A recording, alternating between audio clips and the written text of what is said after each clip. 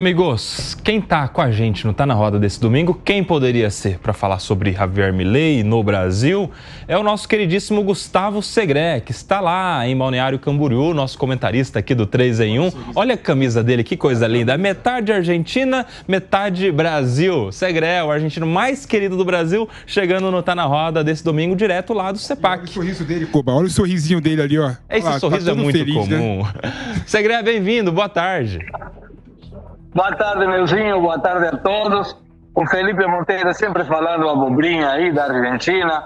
Para de amalheirar, Felipe. Vamos brigar, vamos debater. Para de falar coisa que não tem nada a ver com nada, meu. Tô aguardando você aparecer pro debate. Até agora você só foge. Grande Segré. Segré, conta pra gente aí as suas impressões sobre o evento que você está participando, o que você está vendo por aí, qual é a sua análise in loco da CEPAC? Bom, primeiro, muita gente. O salão está lotado aqui no centro de eventos do Balneário Camboriú. Muita gente que quer mudar o Brasil em função da crença de cada um, né? Aqui não estamos discutindo se uma ideologia é melhor que outra. Tem muitos pré-candidatos para tanto prefeituras quanto vereadores. É um evento com muita participação de políticos conservadores, liberais do Brasil. Se espera ansiosamente a fala do presidente Milei, que deve ser às 16h30. Agora, Nelson, me permita um comentário para clarificar a nossa audiência. Escutava com muita atenção a Cássio mencionando dois motivos pelo qual o Milei não vai para a cúpula do Mercosul, mas tem um que é interno da Argentina, que não é conhecido, mas que é muito importante. No dia 9 de julho é um dia da independência argentina. Seria equivalente ao 7 de setembro para o Brasil. E no dia 8 vai ter a assinatura de um acordo do Milei com os governadores. Esse é o principal motivo pelo qual o Milei não vai na cúpula do Mercosul. Claro, aproveita, serve como desculpa para essas duas motivações que a Cássio mencionava. O não gostar da Bolívia como membro pleno e não se encontrar com Lula. Mas o verdadeiro motivo, principal pelo menos, é a assinatura desse acordo com os governadores por um pacto fiscal. Em relação à Bolívia, o Milei não está mostrando muito bom tato com as questões de relações internacionais, porque alguns dias depois daquele falido tentativa de golpe de Estado, o presidente Milei, através de um comunicado oficial, acusou o presidente Luiz Arce de um autogolpe. Isso não caiu bem e, obviamente, também não ajuda para que as relações dentro do Mercosul sejam as melhores. E aqui está todo mundo esperando com muita expectativa se a fala vai ser para elogiar a direita conservadora, liberal, ou para criticar o presidente Lula. Depois das 4h30, eu conto para vocês, se vocês quiserem. Muito bem, Gustavo Segré, a gente tem perguntas aqui para você, nosso time quer conversar contigo. Vamos começar com o próprio Acácio Miranda. Segré, tudo bem? Boa tarde, amigo. Ontem nós tivemos a fala do governador de São Paulo, Tarcísio de Freitas.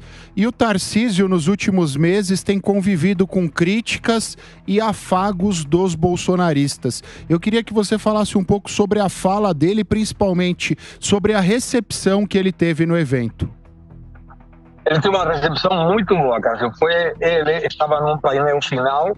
Quem falou primeiro foi o Nicolás Ferreira, depois foi o Tarcísio, depois foi o governador Jorginho Melo e, por último, falou Michele Bolsonaro e também falou o presidente Bolsonaro fechando o primeiro dia da CEPAC.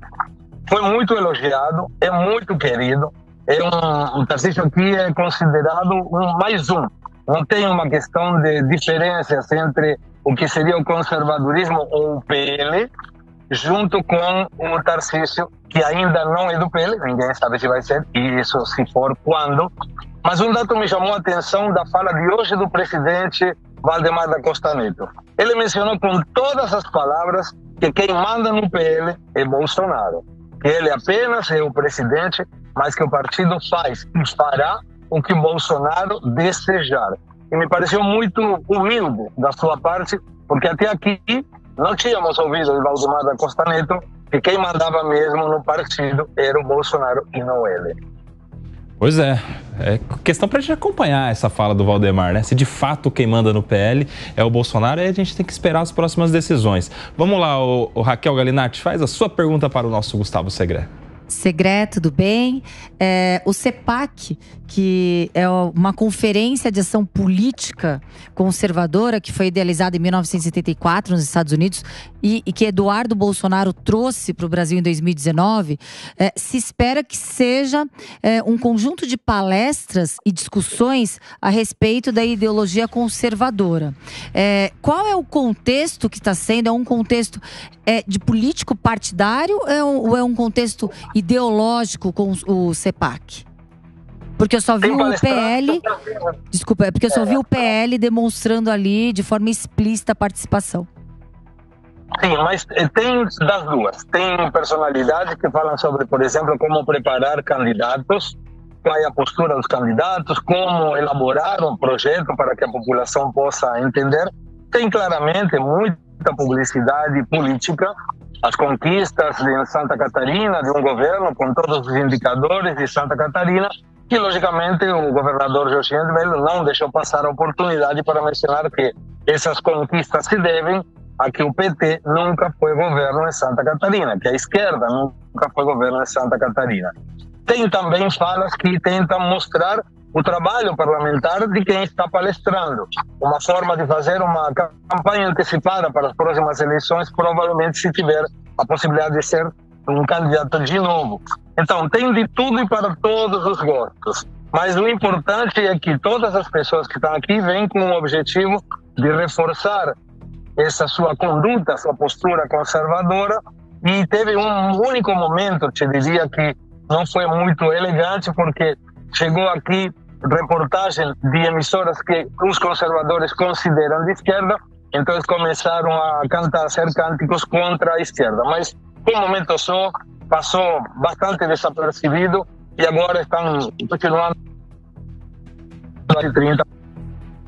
Nosso querido Gustavo Segré está dando uma cortada nessas últimas manifestações. Vamos ver se a gente ajeita com ele lá. Enquanto a gente restabelece a conexão com o Segré, quero entender de vocês essa história do Valdemar, ou o senhor dizer que quem manda no PL é o Bolsonaro.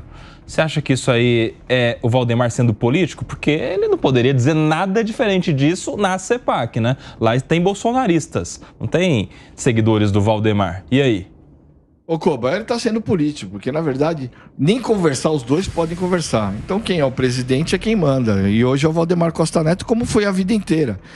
Como que você imagina que ele vai passar o poder ou vai dar posições ao Bolsonaro se eles não podem nem conversar? Mas isso eu acho que ele foi gentil, eu acho que ele estava com um público que esperava uma sinalização nesse sentido e ele o fez. Mas amanhã quem está sentado na cadeira com a caneta em Brasília é o Valdemar Costa Neto e não o Bolsonaro. E tem uma, né, Pepe? Se é o Bolsonaro que manda no PL, eu acho que a gente teria Ricardo Salles, candidato do PL à Prefeitura de São Paulo, e quem escolheu foi o Valdemar, apoiar o Ricardo Nunes. Não, exatamente, né? Nas últimas atitudes do PL do Valdemar da Costa Neto, você vê realmente que quem manda no PL é o Valdemar da Costa Neto, não é o Bolsonaro. Pode até vir a ser, né? Talvez nas eleições nacionais o Bolsonaro tenha mais voz do que o Valdemar da Costa Neto, mas até agora, como você bem mesmo disse, o Salles não conseguiu legenda para ser candidato a prefeito, o Valdemar da Costa Neto se aliou ao Nunes. Você vê claramente que quem manda e quem pauta o PL é o Valdemar da Costa Neto. Eu queria só colocar um ponto aqui, Koba, que eu acho interessante, até para a gente poder também discutir sobre isso, né? A direita no Brasil é muito forte, né? O conservadorismo no Brasil, ele é muito forte, talvez seja a maioria, não é? Mas o conservadorismo por si só não consegue ganhar as eleições sozinho. Ele vai ter que se unir com outras forças da direita, né? Aquelas pessoas que são de direita, que acham que o Estado não deve intervir na economia, que tem que ter uma máquina muito mais enxuta, por exemplo, mas é liberal nos costumes, não é? Tem que ter espaço nessa articulação da direita visando ganhar as eleições de 2026. Não adianta só pensar na questão dos conservadores, porque é muita gente, mas não faz uma eleição. Meus amigos, eu quero agradecer o Gustavo Segré que esteve com a gente. Ele precisou sair. Ele talvez volte hoje ainda, depois do discurso do Milei. A gente vai contar aí com a presença do Segré, que novamente não está na roda, para repercutir como falou o Milei lá. Pediu, Wilson? Não, só complementar essa história do Valdemar Costa Neto e Bolsonaro. E outra... Eu já fiz política partidária, a Cássio já fez política partidária. Tem que ter muita paciência. muita paciência e jogo de cintura. E é mexer uma pedra num estado, mexer outra pedra no município. O Bolsonaro, a gente conhecendo, ele não que ele não tenha capacidade, mas ele é pavio mais curto, ele não tem uma visão e articulação nacional como o Valdemar Costa Neto. Dificilmente ele conseguiria ser um presidente executivo, ativo, coisa que o Valdemar consegue fazer. Ontem eu fiquei sabendo, tava lá um monte de prefeitos de Mogi das Cruzes conversando com o Valdemar Costa Neto, em pleno sábado, e uma reunião, não é uma reunião churrasco, é uma reunião de ações na região metropolitana, de candidato, de movimentação. Reunião de trabalho. Reunião de trabalho. Então, partido não é fácil. Ser filiado é só ir lá e fazer uma ficha. Mas fazer política partidária tem que ter muita paciência, é muita paciência a palavra. Você é uma pessoa paciente, Acácio Miranda?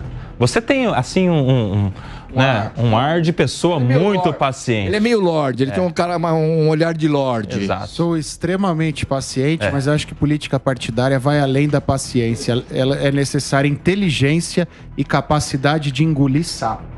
Porque precisa de uma inteligência emocional, precisa de uma capacidade estratégica, e acho que o senhor bem falou, não é demérito do Bolsonaro, mas ele tem um perfil de liderança, um perfil de showman, e o Valdemar da Costa Neto não. O Valdemar da Costa Neto é alguém que se dá muito bem nos bastidores, tem uma leitura do perfil de cada um dos líderes estaduais, então quem dá as cartas ao fim e ao cabo é o Valdemar da Costa Neto. Ô Raquel, paciência é bom, mas, por exemplo, delegada política não pode ser muito paciente, né? Tem que ser mais aguerrida, mais combativa, não é? Nossa delegada Raquel Galinatti. Aqui eu vou falar que delegada, política e mulher. Verdade. Infelizmente, eu vejo na política, em alguns aspectos, a mulher perdendo voz ou com uma tentativa de atropelar quando a mulher toma decisões. E pior, tentarem deslegitimar a atuação da mulher quando ali ela é colocada. Eu acho que não é só na política, eu acho que na sociedade como um todo. Mas eu gostei quando o Acácio disse que não é só uma paciência, mas principalmente uma inteligência de um jogo de xadrez. E as situações, elas são inesperadas, até porque um aliado hoje, ele pode puxar seu tapete e ser o seu principal inimigo amanhã. Então é uma situação muito complicada na política, porque mexe com interesses antagônicos e, ao mesmo tempo, mexe com sentimentos muito, muito obscuros, né? Com situações em que as pessoas, elas colocam a ganância, elas colocam a vaidade acima do que é público, o que deveria ser direcionado a todos. Muito bem, a gente volta a Santa Catarina agora, não com o Gustavo Segré, ele volta daqui a pouco, se conseguirmos. A gente vai agora com o nosso repórter da Jovem Pan lá em Santa Catarina, o repórter Manuel Soares, da Jovem Pan Santa Catarina, chegando no Tá na Roda com informações de Javier Milei, que está chegando para o evento. Emanuel, boa tarde, bem-vindo. Tudo bem, Kobayashi? Boa tarde para você, boa tarde para quem nos acompanha nessa tarde aqui na Jovem Pan News. O presidente da Argentina, Javier Milei, justo nesse momento chegando aqui no Expocentro, em Balneário Camboriú.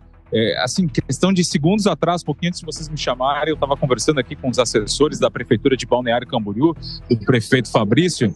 Como é que é o seu nome? Louise Mota. E é daqui de Santa Catarina mesmo? Eu sou de São Borja, fronteira com o Rio Grande do Sul. Perfeito, acompanha a Jovem Pan sempre. Acompanho sempre. Então, manda um recado aí para quem está nos acompanhando. Gente, eu assisto vocês todos os dias, de manhã, de tarde, de noite. Meu namorado, cadê Augusto? Augusto Mil. Tá certo, gente, obrigado, viu? Sempre assistindo. Obrigado. Sucesso. Obrigado pelo carinho. Obrigado pela gentileza. Daí, o pessoal aqui que acompanha a Jovem Pan tá participando aqui do evento do CIPAC, né?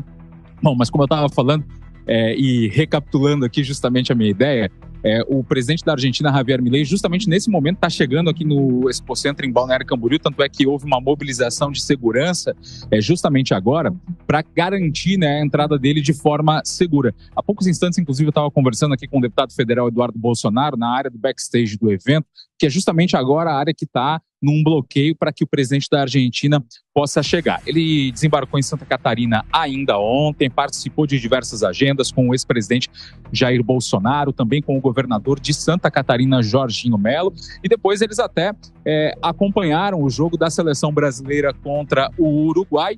E uma informação de bastidor que eu coletei aqui, que o Javier Milei estava torcendo pelo Uruguai, evidentemente secando, né? A seleção brasileira já era de se esperar. Mas enfim, muito esperado hoje essa presença aqui no Expocentro em Balneário Camboriú. A gente está aí com uma série de palestras acontecendo.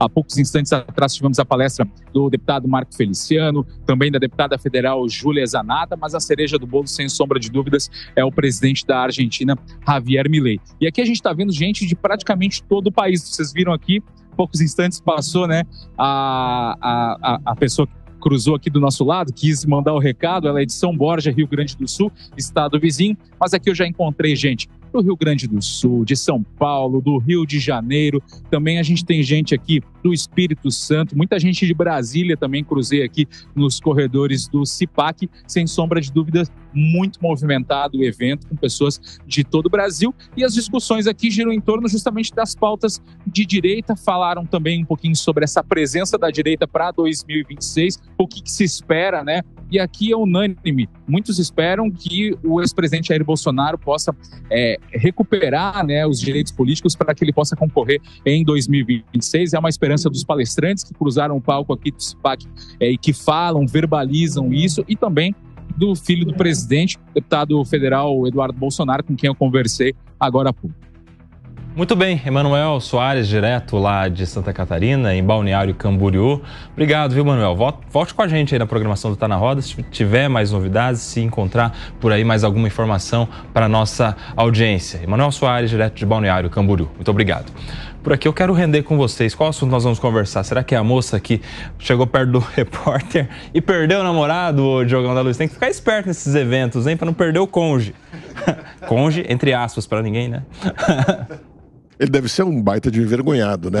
Ele literalmente sumiu de perto da câmera, né? Mas mostra a audiência gigantesca que a Jovem Pan tem no Brasil inteiro. Qualquer lugar que você veja uma reportagem da Jovem Pan, você vê que tem gente gostando, apoiando, e isso é muito, muito bom. Agora, voltando à questão que o Segré trouxe para nós, de que no dia 8... o presidente Milei teria um compromisso muito importante com os governadores e por isso não poderia ir na cúpula do Mercosul, tem duas questões aí que não me fazem acreditar, não. Primeiro, ele deu outra motivação. Se ele tivesse um motivo realmente de trabalho, ele diria, eu tenho um compromisso muito grande. E segundo, a gente sabe, essas cúpulas são marcadas com muita antecedência e consultados todos os presidentes para ver se é possível. Por exemplo, ninguém marcaria uma cúpula dessa no dia 9 de julho, porque é um feriado na Argentina, nem no 7 de setembro pelo Brasil e assim por diante.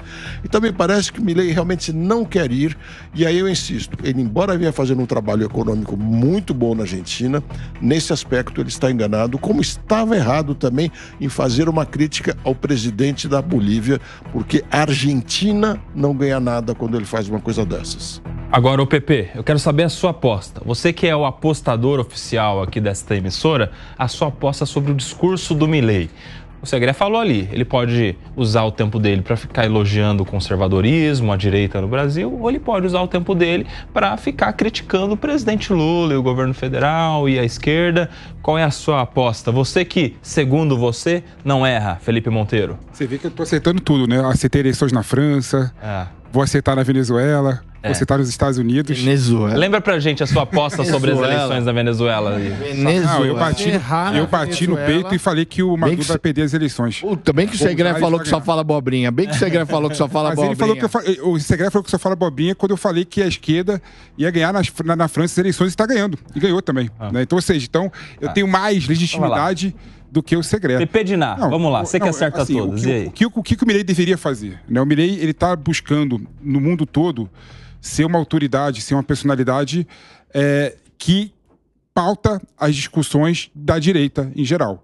Tanto que ele foi para a Itália falar com a Meloni, tanto que ele está indo em todos os eventos relacionados com reunião dos conservadores, né, dos liberais. Então eu sinto que o Milei tem que ocupar essa tribuna para tentar pautar esse papel, tentar mostrar para o mundo que ele é uma personalidade interessante da direita. Então eu creio que ele perdendo espaço, perdendo tempo do discurso para coisinhas menores, falando mal do Lula, criticando o governo Lula, como ele vem fazendo atualmente, ele perde, né, essa bandeira. Então eu sinto que o Milei vai aproveitar esse espaço e vai falar né, o pessoal conservador, o pessoal de direita, o que ele é e o que ele quer. E vai projetar como uma liderança da direita global, que é o que o Milei vem fazendo atualmente. Então eu sinto que ele não vai usar o espaço dele para criticar o Lula. Isso ele faz nas entrevistas.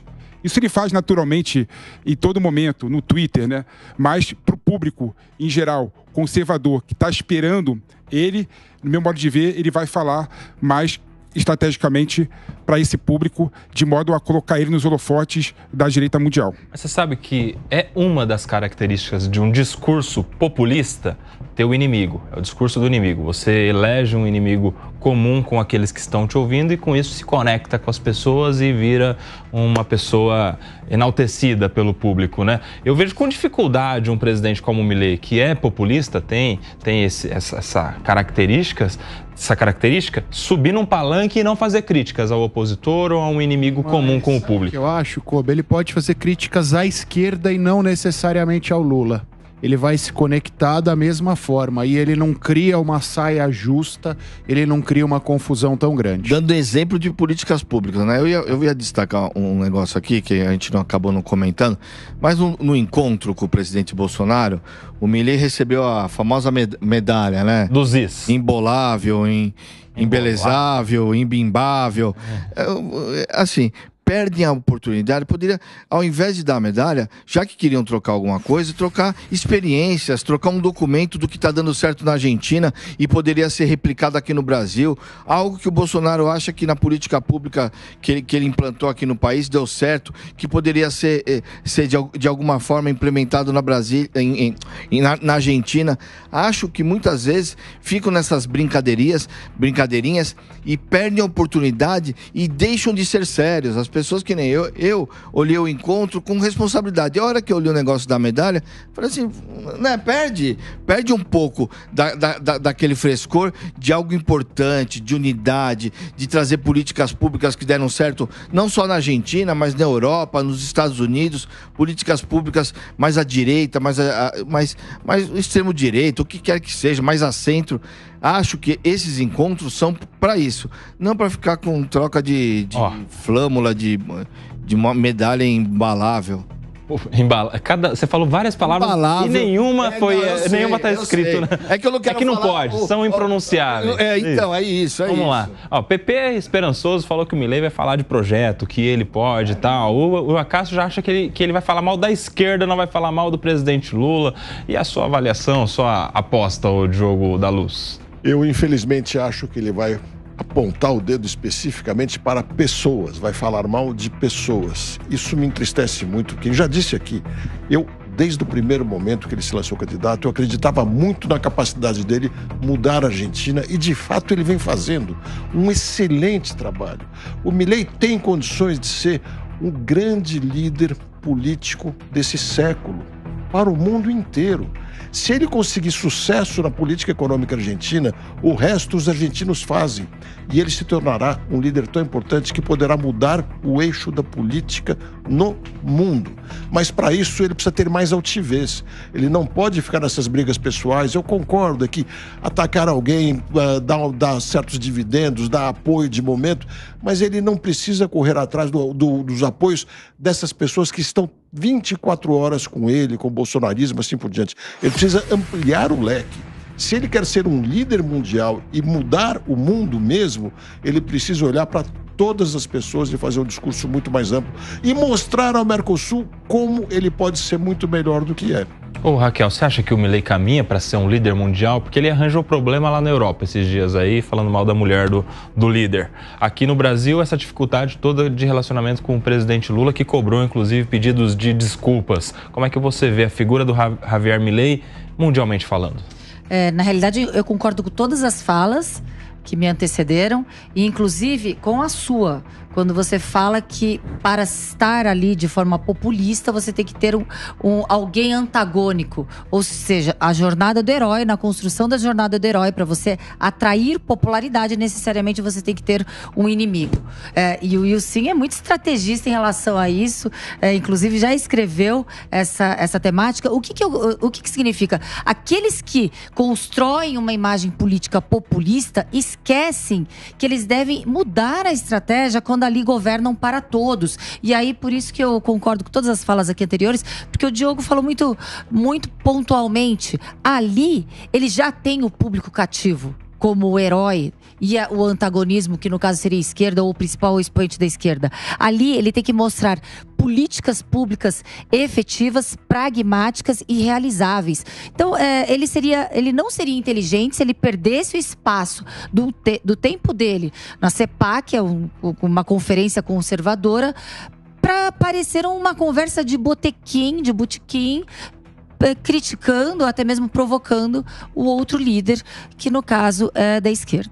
É porque ele poderia criticar o presidente Lula pelos atos que tem tomado, pela condução política do país, dizendo: esse caminho não é bom para o Brasil. Na Argentina estamos fazendo assim, assim, assado. Essa é uma forma de antagonizar e mostrar-se como um líder altivo de verdade.